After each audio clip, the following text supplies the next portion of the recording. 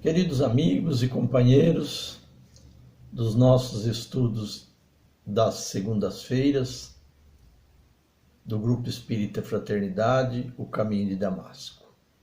Embora já tenhamos retornado àqueles estudos presenciais, nós ainda vamos continuar gravando para publicarmos alguma coisa, como vimos fazendo na sequência do estudo do Evangelho, mais precisamente aproveitando-nos das lições do livro A Voz do Monte, do Richard Simonetti, em que ele aborda versículos do capítulo 5 e 6 do Evangelho de Jesus segundo Mateus.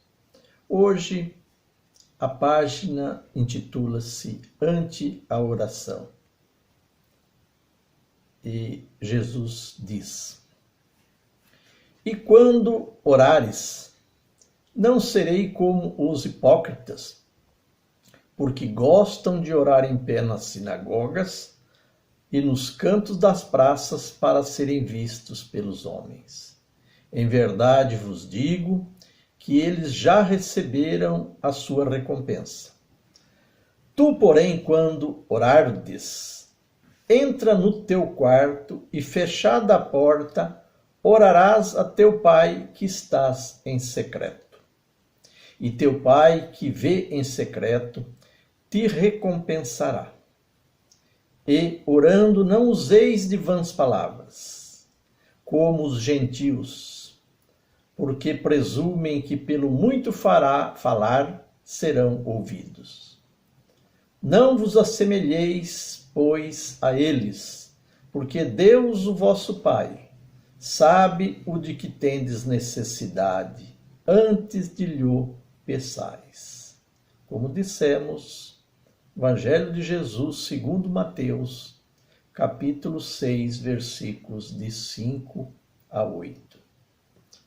Então temos aqui a recomendação de Jesus para que a oração seja feita no quarto, recolhido ao quarto, fechado a porta, façamos aí a nossa oração. E ele vai mais além para demonstrar o que não estava sendo feito de maneira correta, cita os hipócritas que gostam de falar em pé nas sinagogas, nos cantos das praças, com grandes palavreados extensos.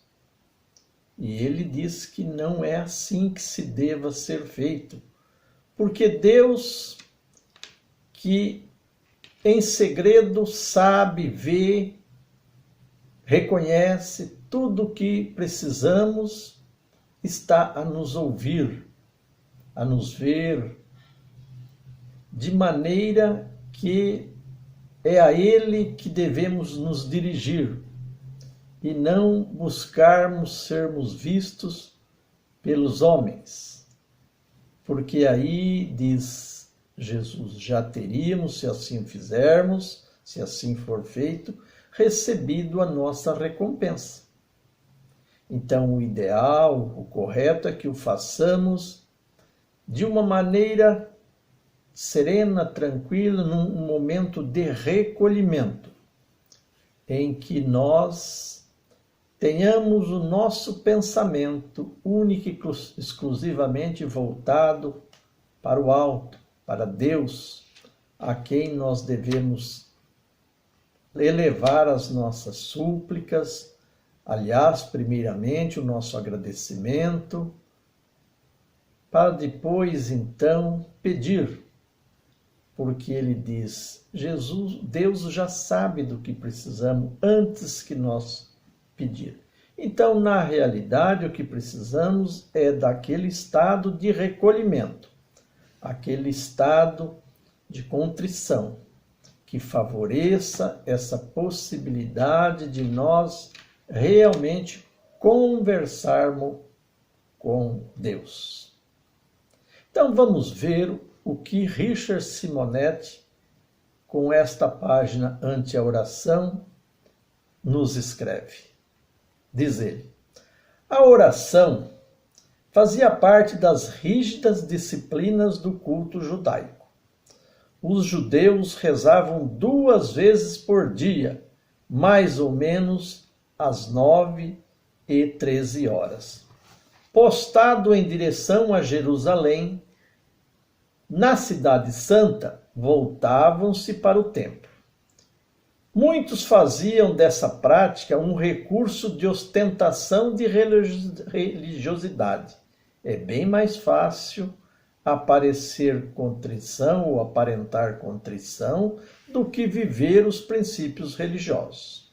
Indivíduos assim chegam a enganar a si mesmos, crendo que se habilitam ao recolhimento das graças divinas, submetendo-se ao culto exterior, tornando tão mecânicas suas manifestações que se fazem impermeáveis à finalidade maior da religião, que é a de incentivar os fiéis à própria renovação. Jesus referia-se a eles como sepulcros caiados, brancos por fora, cheios de podridão por dentro. Uma imagem forte, mas real. Não há nada mais lamentável do que a falsa religiosidade.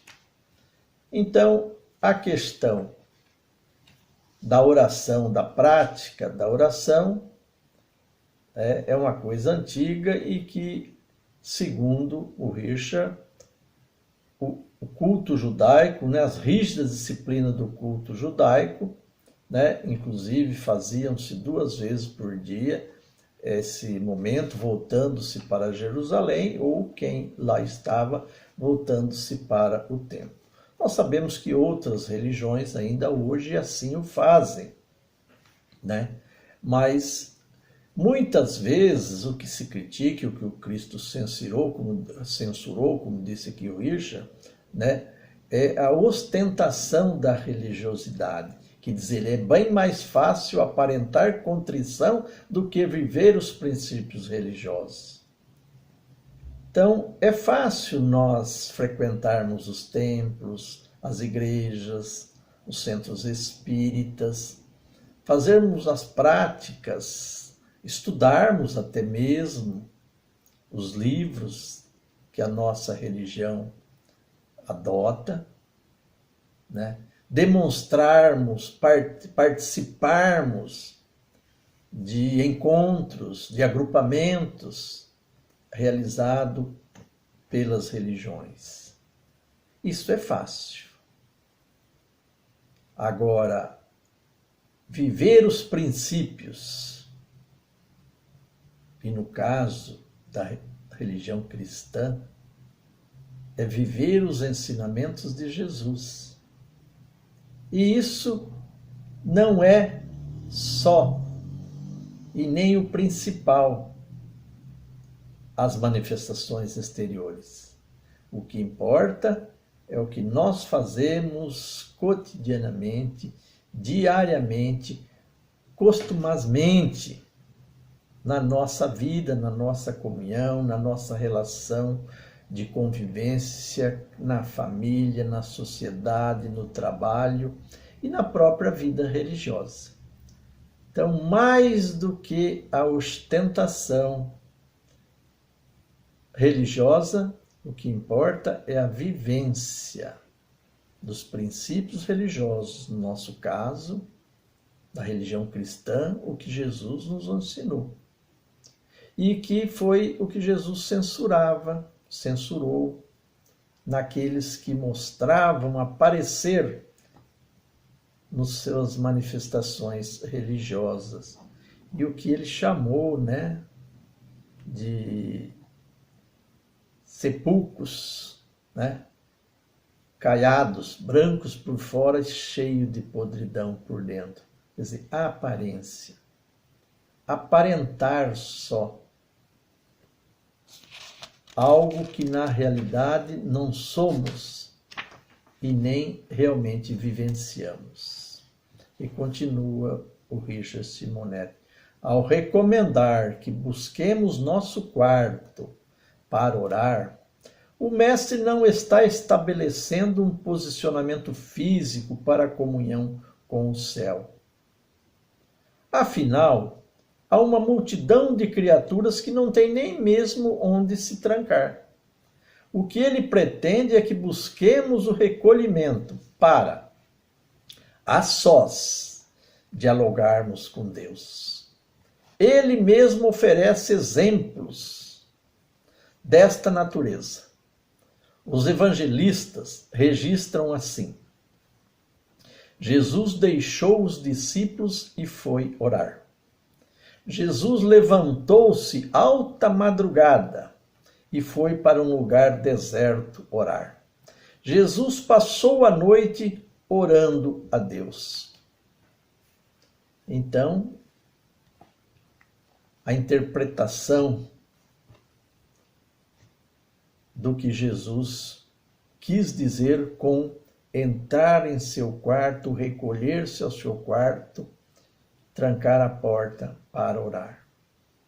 Ele não estava dizendo que nós devemos ou devessem-se fazer as nossas orações somente no quarto. O quarto a que se referia Jesus é um lugar, é um local, é um momento aonde nós podemos ficar em recolhimento, sem preocupações de perturbações externas ou internas, de maneira que o nosso sentimento, o nosso pensamento possa estar mais puro possível.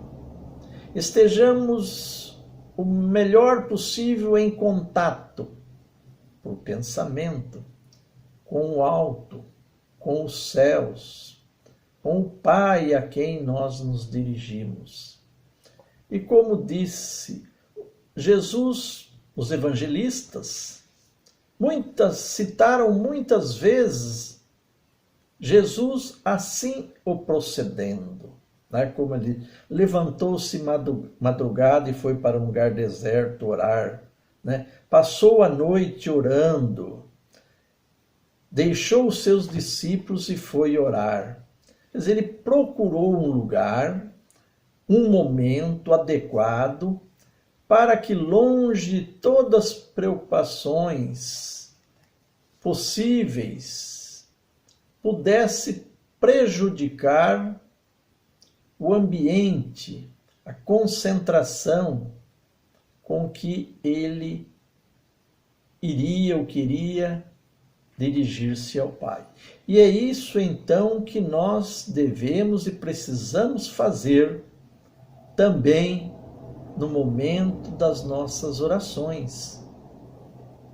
Buscar um lugar em um momento em que possamos conversar com Deus, falar com Deus. Como disse o próprio Jesus, ele sabe das nossas necessidades.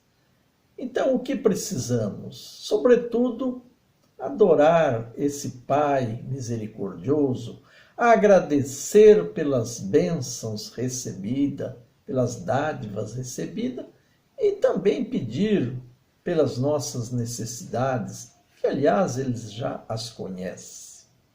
Então, a doutrina nos diz, a doutrina espírita, que a prece possui essas três direções, esses três predicados, que é adoração, agradecimento e pedir. O pedir é a última coisa que nós devemos fazer, porque Deus já sabe. Quando nós o adoramos, nós manifestamos o nosso reconhecimento, a nossa confiança, a nossa fé naquele que nos criou. Agradecendo, nada mais estamos fazendo que ser justos por tudo o que a vida nos tem oferecido. E aí pedir, sim, porque, embora Deus o saiba das nossas necessidades, nós reiteramos de coração aquilo que são nossos anseios, as nossas pretensas necessidades, porque nem sempre o que nós achamos sejam nossas necessidades, o é realmente. Mas podemos voltar, falar com Deus, pedindo a Ele pelos nossos anseios. E como Pai misericordioso, com certeza estará sempre ouvindo os seus filhos e concedendo-lhes tudo quanto lhes seja necessário. Continuando. No insulamento, a oração flui com maior naturalidade, sem interferências, sem preocupação com fórmulas e formas, favorecendo a comunhão legítima com a espiritualidade. Como vemos dizendo, insulamento, que é isolado, num lugar calmo, quieto, recolhido, sem fórmulas e formas, é uma conversa, é uma comunhão legítima com a espiritualidade. Esse contato é um dos recursos mais preciosos de que dispõe a criatura humana para enfrentar as vicissitudes da terra. Em tempos difíceis, quando surgem tormentosos problemas familiares ou profissionais, pensamos, não raro, em mobilizar a interferência de pessoas influentes em nosso benefício. Ansiosos, submetemos-nos ao sacrifício da espera. É gente muito importante e ocupada, que nem sempre pode ou deseja receber-nos.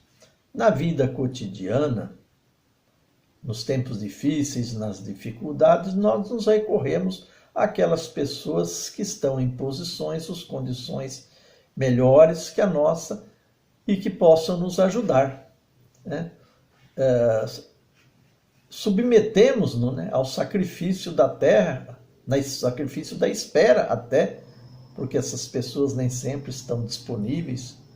Então nós nos submetemos a essa espera para que possamos pedir, buscar ajuda aqui entre nossos irmãos melhores aquinhoados, posicionados em condições do que nós.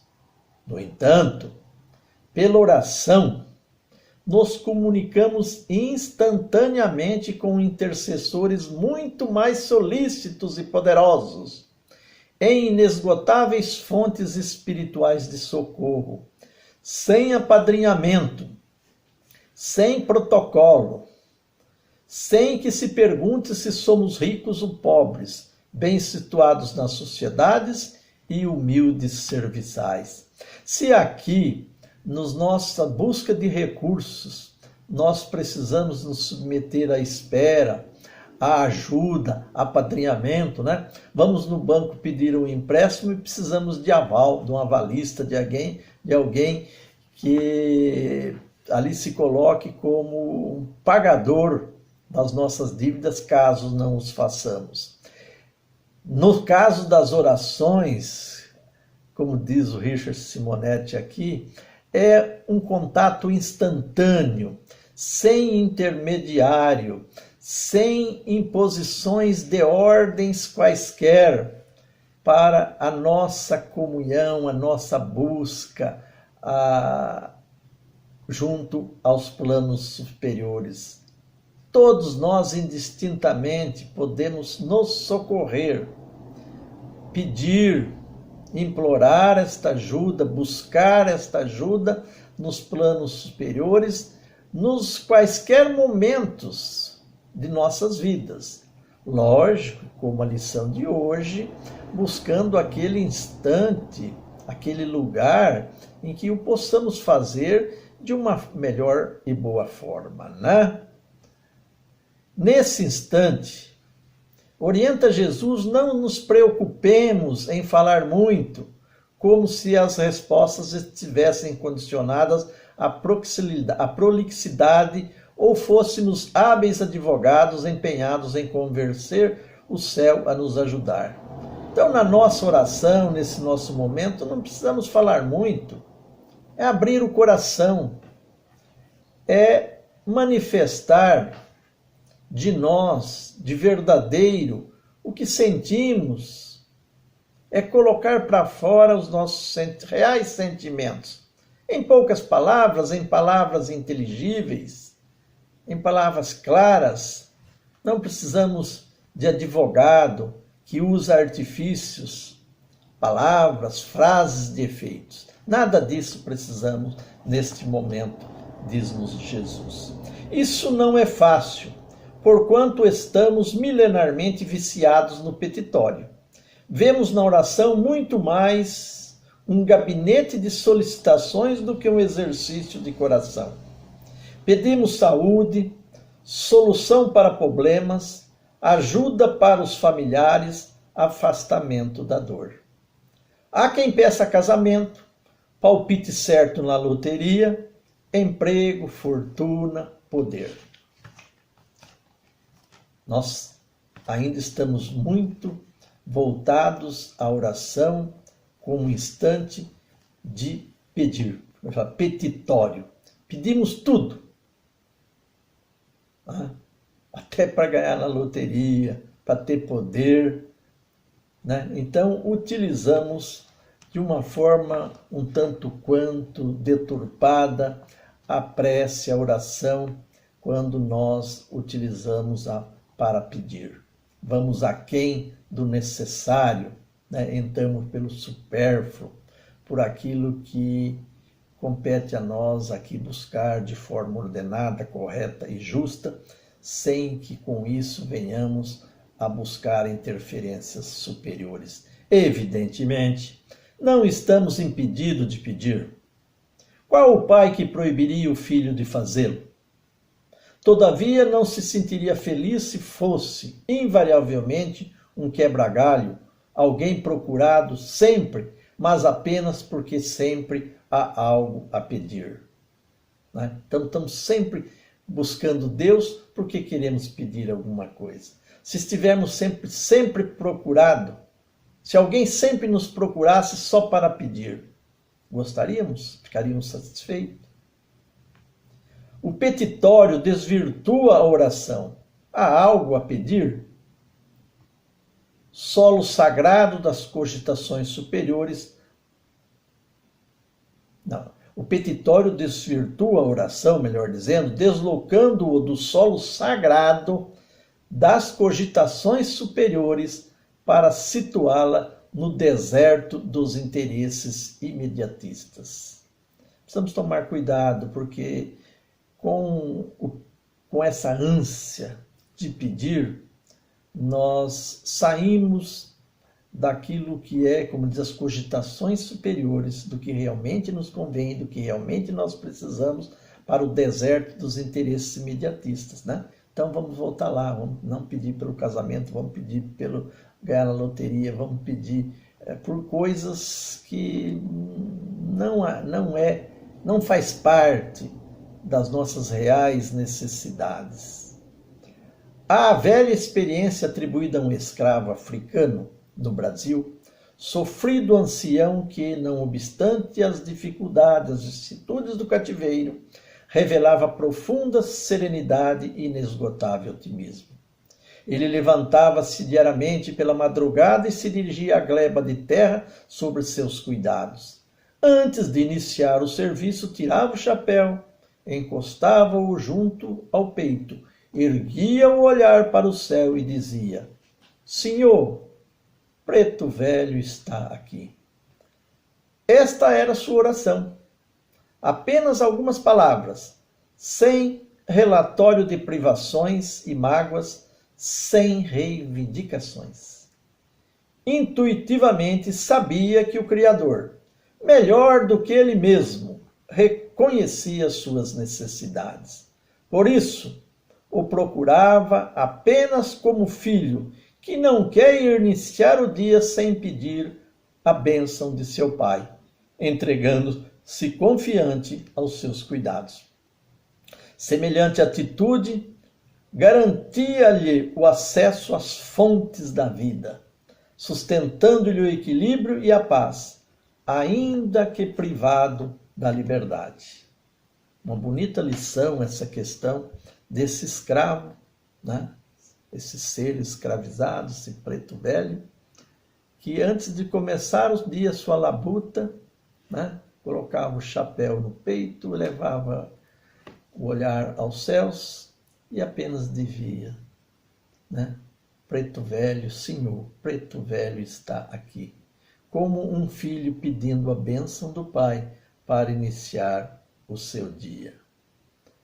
Com isso, o que ele estava conseguindo era um estado de espírito, um estado íntimo, de serenidade, de paz, de confiança, que o ajudava a enfrentar a sua vida de cativo.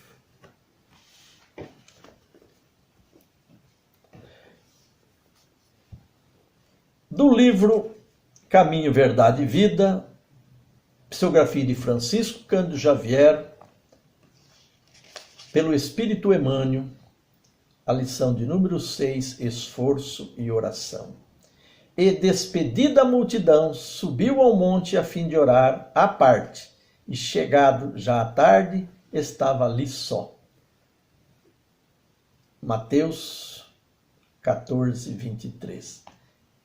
De vez em quando surgem grupos religiosos que preconizam o absoluto retiro das lutas humanas para os serviços da oração. Nesse particular, entretanto, o mestre é sempre a fonte de ensinamentos vivos. O trabalho e a prece são duas características de sua atividade divina. Jesus nunca se encerrou à distância das criaturas com o fim de permanecer em contemplação absoluta dos quadros divinos que iluminavam o coração, mas também cultivou a prece em sua altura celestial. Despedida a multidão, terminado o esforço diário, estabelecia a pausa necessária para meditar, à parte, comungando com o Pai, na oração solitária e sublime.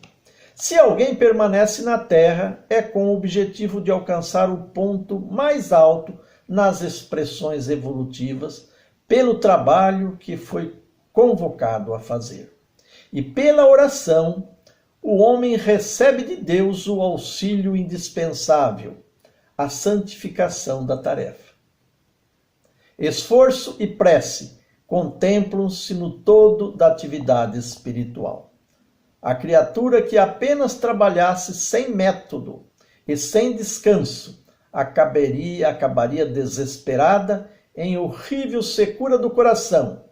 Aquela que apenas se mantivesse genuflexa estaria ameaçada de sucumbir pela paralisia e ociosidade. A oração ilumina o trabalho e a ação é como um livro de luz na vida espiritualizada. Cuida de teus deveres, porque para isso permanece no mundo. Mas nunca te esqueça desse monte, localizado em teus sentimentos mais nobres, a fim de orares à parte, recordando o Senhor. Então, página, né? Esforço e oração. O monte, né? Que Jesus, deixando a multidão depois de realizada a sua tarefa, o seu apostolado, é aquele que nós devemos fazer, conjugando aí trabalho e oração, né? As duas coisas devem ser uma constante em nossas vidas, sem que uma atrapalhe a possibilidade da realização da outra, né? Como Jesus, dispersada a multidão depois da sua pregação, subiu ao monte, recolheu-se a um lugar para orar, é como devemos fazer no cotidiano de nossas vidas. Não nos esquecendo que o trabalho faz parte das nossas necessidades, e a oração, físicas principalmente, né? E a oração das nossas necessidades espirituais. nem muito a uma coisa, nem muito a outra. Se vivermos só de trabalho, poderemos sofrer de secura de coração. E se vivermos só de oração, poderemos ver-nos privados das nossas necessidades materiais. Aqui estamos como espíritos encarnados ou reencarnados, em que o trabalho dignifica e a oração santifica. É no curso destas duas obrigações, destes dois compromissos, que nós encontraremos o equilíbrio ideal para a nossa caminhada. Então estipulamos o nosso monte, o nosso lugarzinho, o nosso quarto, o nosso gabinete, aonde nós podemos tranquilamente falar com Deus, louvar, agradecer e recordar das nossas reais necessidades. Terminamos aqui então, meus irmãos, mais um estudos do nosso Evangelho e que ele nos sirva para muita reflexão. Um abraço, fiquem com Deus e até a próxima.